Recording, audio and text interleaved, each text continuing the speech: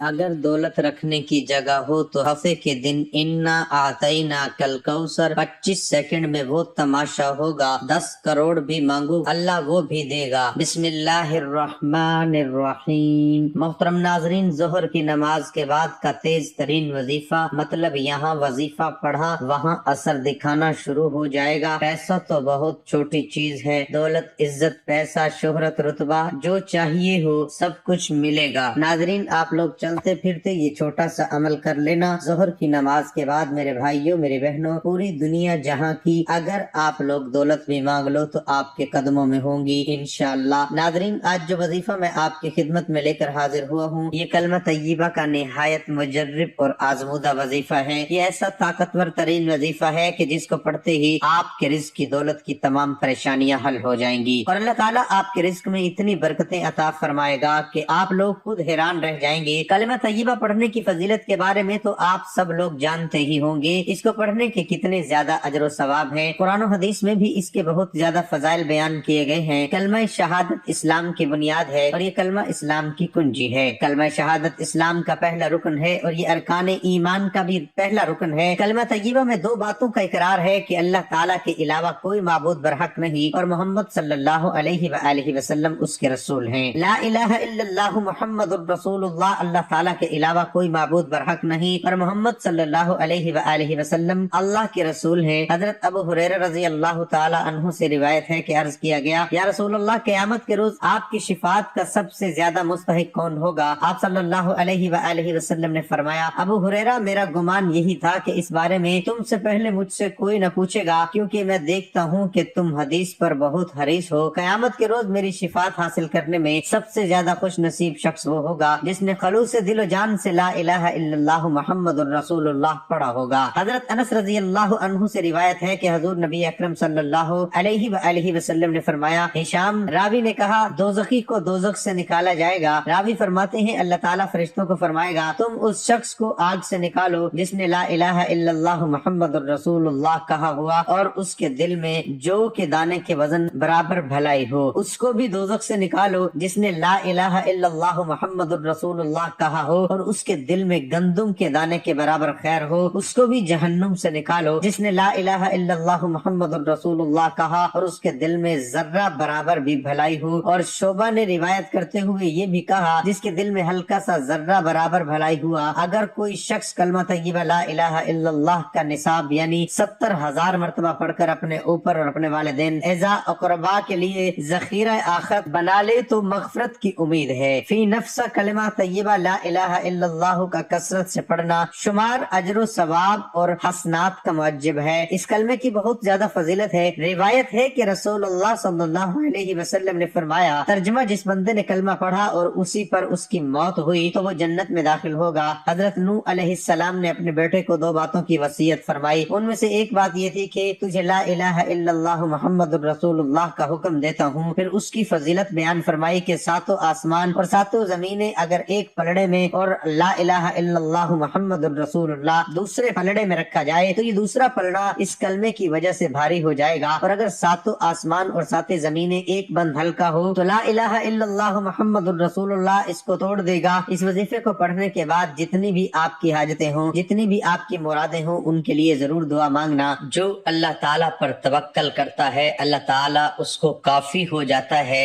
بشرط یہ کہ سچے دل سے توکل کے اصلی مفہوم کو سمجھ کر صدق دل سے قدم رکھنے والا ہو اور صبر کرنے والا اور مستقل مزاج ہو، مشکلات سے ڈر کر پیچھے نہ ہٹ جاوے۔ انسان کو چاہیے کہ تقوی کو ہاتھ سے نہ دیوے اور خدا تعالیٰ پر بھروسہ رکھے تو پھر اسے کسی قسم کی تکلیف نہیں ہو سکتی۔ خدا تعالیٰ پر بھروسہ کے یہ معنی نہیں ہے کہ انسان تدبیر کو ہاتھ سے چھوڑ دے، بلکہ یہ معنی ہے کہ تدبیر پوری کر کے پھر انجام کو خدا تعالیٰ پر چھوڑے، اس کا نام توکل ہے۔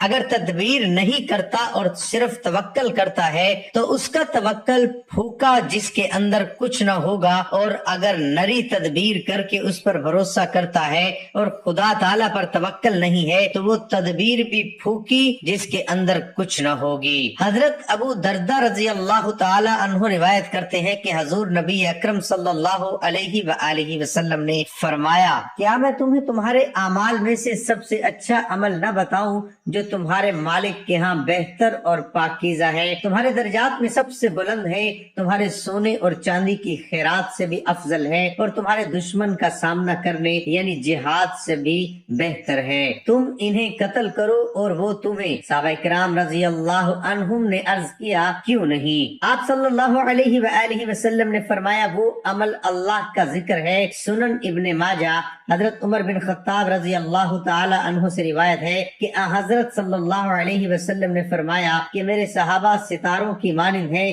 جن کے پیچھے بھی چلو گے تو وہ تمہیں صحیح رستے کی طرف لے جائے گا۔ حضرت ابو ہریرہ رضی اللہ تعالی عنہ بیان کرتے ہیں کہ حضرت صلی اللہ علیہ وسلم نے فرمایا، بدزنی سے بچتے رہو، کیونکہ بدزنی سب سے جھوٹی بات ہے۔ آپس میں ایک دوسرے کی برائی کی تلاش میں نہ لگے رہو، نہ ایک دوسرے سے بغض رکھو، اور نہ پیٹھ پیچھے کسی کی برائی کرو، بلکہ اللہ کے بندے اور بھائی بھائی بن کر رہو۔ روزمرہ کے معاملات میں بھی توکل علی اللہ کی بہت ضرورت ہے، اور اللہ تعالیٰ پر توکل تبھی پیدا ہوتا ہے جب خدا کی ذات پر، اس کی طاقتوں پر کامل یقین پیدا ہو، جیسا کہ اس آیت میں جو میں ابھی پڑھتا ہوں۔ اللہ تعالیٰ فرماتا ہے، ترجمہ اس کا یہ ہے کہ مومن صرف وہی ہے کہ جب اللہ کا ذکر کیا جاتا ہے تو اس کے دل ڈر جاتے ہیں، اور جب ان پر اس کی آیات پڑھی جاتی ہے تو وہ ان کو ایمان میں بڑھا دیتی ہے، اور وہ اپنے رب پر ہی توکل کرتے ہیں۔ توکل کی اعلیٰ ترین مثالیں تو حضرت اقدس محمد مصطفیٰ صلی اللہ علیہ وآلہ وسلم نے ہی رقم فرمائی ہیں، اور کیوں نہ ہو، آپ ہی تو انسان کامل تھے، اور ساتھ ہی امت کو بھی سبق دے دیا کہ میری پیروی کرو گے، خدا سے دل لگاؤ گے، اس کی ذات پر ایمان اور یقین پیدا کرو گے تو تمہیں بھی ضائع نہیں کرے گا، اور اپنے پر توکل کرنے کے نتیجے میں وہ تمہیں بھی اپنے حصار عافیت میں لے لے گا۔ حضرت ابو ہریرہ رضی اللہ تعالی عنہ سے روایت ہے کہ ایک شخص حضرت صلی اللہ علیہ وسلم کے پاس آیا اور کہنے لگا، یا رسول اللہ صلی اللہ علیہ وآلہ وسلم، اللہ کی راہ میں خرچ کیے ہوئے کس مال کا ثواب زیادہ ملے گا؟ آپ صلی اللہ علیہ وسلم نے فرمایا، جب تو تندرستی کی حالت میں مال کی خواہش ہوتے ہوئے محتاجی سے ڈر کر مالداری کی تمنا رکھ کر خرچ کرے، اور اتنی دیر مت کر کہ جان حلق میں آن پہنچے تو اس وقت تو کہے کہ فلاں کو اتنا دینا اور فلاں کو اتنا دینا، حالانکہ اب تو وہ مال کسی اور کا ہو چکا ہے۔ حضرت سیدنا حاتم اسم رحمت اللہ علیہ سے ان کی نماز کے بارے میں پوچھا گیا تو فرمایا، جب نماز کا وقت آ جاتا ہے تو میں پورا وضو کرتا ہوں، پھر نماز کی جگہ آ کر بیٹھ جاتا ہوں، یہاں تک کہ میرے تمام اعضاء پرسکون ہو جاتے ہیں، پھر نماز کے لیے کھڑا ہوتا ہوں اور کعبہ معظمہ کو ابروؤں کے سامنے، پل صراط کو قدموں کے نیچے، جنت کو سیدھے ہاتھ کی طرف اور جہنم کو الٹے ہاتھ کی طرف، ملک الموت کو اپنے پیچھے خیال کرتا ہوں، اور نمازوں کو اپنی آخری نماز کا تصور کرتا ہوں، پھر امید اور خوف کی ملی جلی کیفیت کے ساتھ حقیقتاً تکبیر تحریمہ کہتا ہوں، قرآن کریم ٹھہر ٹھہر کر پڑھتا ہوں، رکوع تواضع یعنی عاجزی کے ساتھ، سجدہ خشوع کے ساتھ کرتا ہوں، بایاں پاؤں بچھا کر اس پر بیٹھتا ہوں، دایاں پاؤں کھڑا کرتا ہوں، خوب اخلاص سے کام لینے کے باوجود یہی خوف رکھتا ہوں کہ نہ جانے میری نماز قبول ہوگی یا نہیں۔ میرے عزیز ساتھیوں، بہنوں، بزرگوں، میں نے اپنی زندگی میں کوئی ایسا بندہ یا بندی نہیں دیکھی جس کو میں نے یہ وظیفہ بتایا ہو اس نے کبھی یہ شکایت کی ہو کہ مجھے پیسے نہیں ملے، میرے حالات نہیں بدلے، میری مالی پریشانی دور نہیں ہوئی۔ جس کو بھی بتایا ان کی زندگیوں میں دولت کا طوفان آ گیا۔ ظہر کی نماز کے بعد یہ وظیفہ پڑھا تو شام تک حالات اتنے بدلے ہوئے تھے کہ وہ لوگ خود حیران تھے۔ جو کل تک لوگوں کے آگے ہاتھ پھیلا رہے تھے، اس وظیفے کو پڑھتے ہی لوگوں میں پیسے بانٹ رہے ہیں۔ اتنی دولت اللہ پاک نے انہیں دی کہ آج وہ جھولیاں اٹھا اٹھا کر مجھے دعائیں دیتے ہیں۔ میرے بھائیوں بہنوں، ظہر کی نماز کے بعد کا وظیفہ آج پہلی مرتبہ کسی ویڈیو میں بتلانے لگا ہوں۔ یوں تو بے شمار وظائف کی ویڈیو بنائی ہے، تمام ایسے وظائف جو پہلے سے آزمودہ ہے، مطلب جن سے پہلے لوگوں کو فائدہ حاصل ہو چکا ہے، اور آج ہفتے کے دن کا وظیفہ جو اس ویڈیو میں آپ کو بتلانے لگا ہوں۔ میرے پاس واٹس ایپ پر ہزاروں سینکڑوں لوگ اکثر رابطے میں رہتے ہیں، مجھے میسج کرتے ہیں، روزانہ کی بنیاد پر ایسے دکھی پریشانی بہن بھائی آتے رہتے ہیں جن کی ایسی ایسی پریشانیاں ہیں. کوئی قرضوں میں بیچارہ پوری طرح ڈوب چکا ہے, کسی کے حالات اتنے خراب ہیں کہ گھروں میں فاقے چل رہے ہیں, ایک وقت کا کھانا ہے, دوسرے وقت کی روٹی ہی میسر نہیں, بچے بھوکے ہیں, گھر کے کرائے چڑھے ہوئے ہیں, اتنی پریشانیاں ہیں کہ میں کیا بتاؤں. ایسی میری دکھیاری بہنیں جو واٹس ایپ پر رابطہ کرتے ہی رونا شروع کر دیتی ہیں, کہتی ہیں حالات نے اتنا مجبور کر دیا ہے کہ اب سمجھ نہیں آتی کہ یہ مہنگائی کے دور میں اپنے اخراجات, اپنے خرچے, بچوں کی ذمہ داریاں کیسے پوری کریں. اوپر سے قرض داروں نے جینا حرام کیا ہوا ہے. ایک کا قرضہ کسی سے مانگ کر اتارتے ہیں تو پھر دوسرے کا چڑھ جاتا ہے, دوسرے کے لیے لیتے ہیں پھر تیسرے کا قرضہ لینا پڑتا ہے. تو اسی طرح ہماری زندگی قرضوں میں ڈوب چکی ہے. آپ لوگ یقین کریں یا نہ کریں, ان لوگوں کو میں نے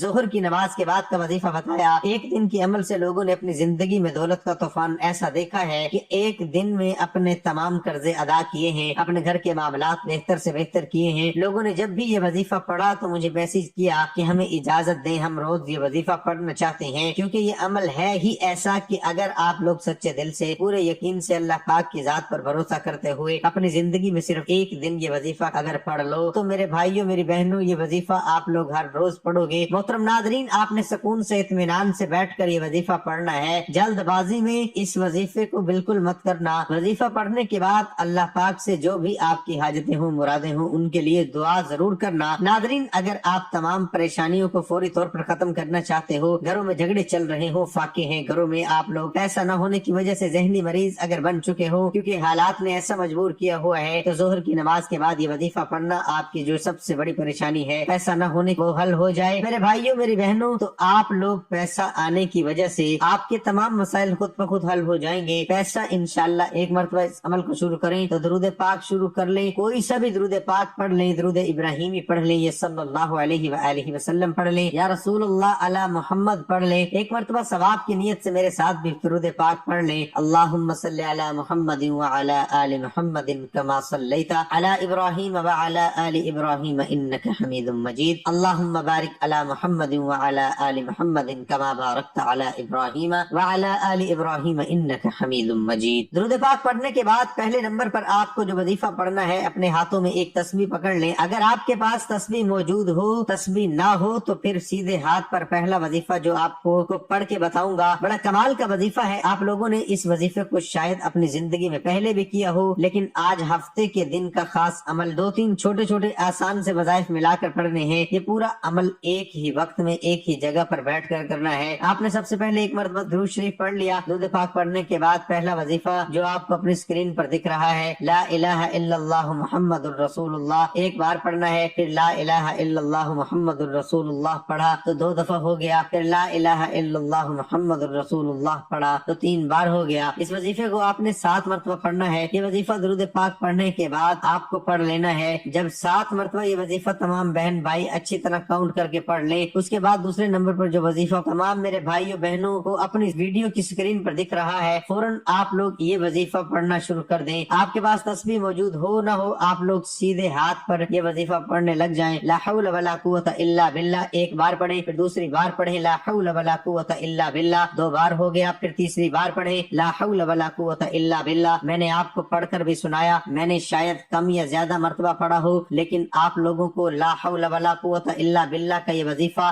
صرف اور صرف 21 مرتبہ اچھی طرح گنتی کر کے پڑھنا ہے. نہ ہی ایک کم ہو نہ ہی ایک زیادہ ہو. وظائف آپ نے پڑھ لیے, تیسرا اور آخری وظیفہ کون سا پڑھنا ہے یہ سمجھ لیں, کتنی بار پڑھنا ہے یہ بھی سمجھ لیں, اور اسے پڑھنے کے بعد آخر میں کیا کرنا ہے. آخری وظیفہ پڑھیں سورۃ کوثر, سب سے آخر میں تمام بھائیوں بہنوں دوستوں بزرگوں کو 41 مرتبہ سورۃ کوثر پڑھ لینی ہے. انا اعطیناک الکوثر فصلی لربک وانحر ان شانئک ھو الابتر. 41 مرتبہ جیسے ہی آپ لوگ سورۃ کوثر پڑھ لیں تو اس کے بعد تمام بھائیوں بہنوں بزرگوں کو کرنا یہ ہے کہ ایک مرتبہ آپ لوگ درود پاک پڑھ لیں جو آپ نے صلی اللہ علیہ وآلہ وسلم پڑھا تھا. اور درود پاک پڑھنے کے بعد تمام بہن بھائی دوست احباب جتنی بھی آپ کی حاجتیں ہوں پریشانیاں ہوں اس کے لیے دعا ضرور کیجیے گا. امید کرتا ہوں کہ آپ کو آج کے وظیفے کی سمجھ آ گئی ہوگی. آپ کی تسلی کے لیے ایک بار پھر سے آپ کو وظیفہ سمجھا دیتا ہوں. سب سے پہلے آپ نے درود پاک پڑھنا ہے، اس کے بعد آپ نے لا الہ الا اللہ محمد الرسول اللہ 7 دفعہ پڑھنا ہے، 7 دفعہ پڑھ کے اس کے بعد آپ نے لا حول ولا قوت الا باللہ 21 مرتبہ پڑھنا ہے، اس کے بعد آپ نے سورۃ کوثر 41 دفعہ پڑھنی ہے۔ تو آپ آخر میں وہی درود پاک پڑھیں گے جو شروع میں پڑھا تھا، آپ کا عمل مکمل ہو جائے گا۔ محترم ناظرین، اللہ تعالیٰ کے سامنے اظہار عاجزی انکساری اور سب کچھ اللہ تعالیٰ کے سپرد کرنے کی تعلیمات میں نبی کریم صلی اللہ علیہ وآلہ وسلم کی صحابہ کرام کو کی ہوئی نصیحتیں بھی شامل ہیں کہ صحابہ ان پر دل و جان قولاً اور فعلاً عمل کریں، اٹھتے بیٹھتے اس میں رنگے رہیں۔ آپ نے ابو موسیٰ رضی اللہ تعالیٰ عنہ کو فرمایا تھا کہ تم لا حول ولا قوت الا باللہ، نیکی کرنے کی طاقت اور برائی سے بچنے کی اہمیت اللہ کے بغیر ممکن نہیں کہا کرو، کیونکہ یہ جنت کے خزانوں میں سے ایک خزانہ ہے۔ اس ذکر سے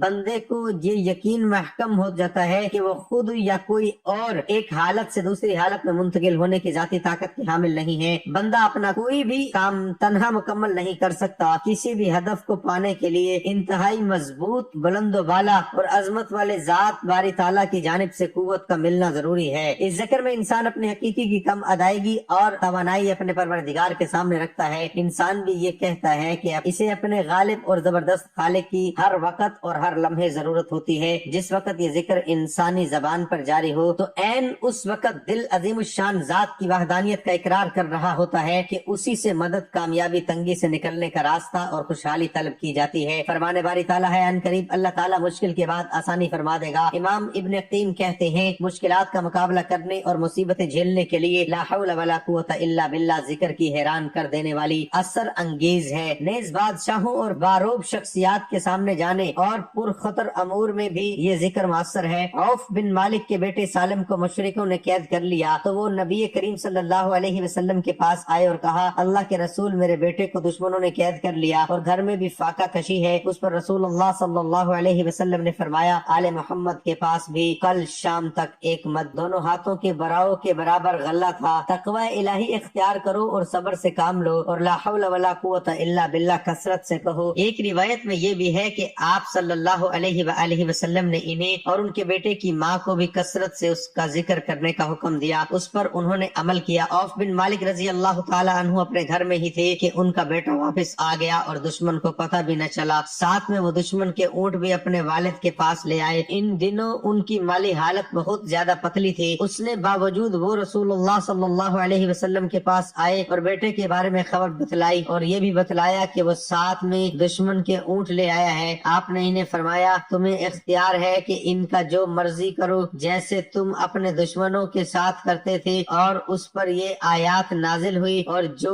اللہ سے ڈرے تو اللہ اس کے لیے نکلنے کا راستہ بنا دیتا ہے اور وہ اسے ایسی جگہ سے رزق عطا فرماتا ہے جہاں سے اسے گمان بھی نہیں ہوتا۔ آخر میں اللہ پاک سے دعا بھی کرتا ہوں، آپ تمام بہن بھائی آمین ضرور کہیے گا۔ میرے پیارے مولا، میرے پیارے اللہ، ہم تمام لوگ جو اس ویڈیو میں شامل ہیں کہ جو بیچارے میرے بہن بھائی نہیں بھی شامل، تمام لوگوں کی تمام پریشانیوں کو میرے مولا دور کر دے، ہمیں غیب سے رزق عطا کر دے۔ میرے مولا ہم گنہگار ہیں، سیاہکار ہیں، بدکار ہیں میرے مولا، لیکن تیرے رحمت کے طلبگار ہیں، ہمارے گناہوں کو معاف کر دے۔ میرے مولا ہم سے راضی ہو جا، میرے مولا ہمیں سیدھا راستہ دکھا دے، میرے مولا ہمیں 5 وقت کا نمازی بنا دے، میرے مولا ہمیں 5 وقت با جماعت نماز پڑھنے کی توفیق عطا فرما، آمین ثم آمین۔ تمام میرے بہن بھائی آمین ضرور کہیے گا، کیا پتہ کسی کی آمین سے کسی ایک بھائی بہن کا بھلا ہو جائے۔ میرے مولا ہمیں غیب سے اتنا رزق عطا کر دے، اتنی دولت عطا کر دے کہ ہم کسی کے آگے ہاتھ نہ پھیلائیں۔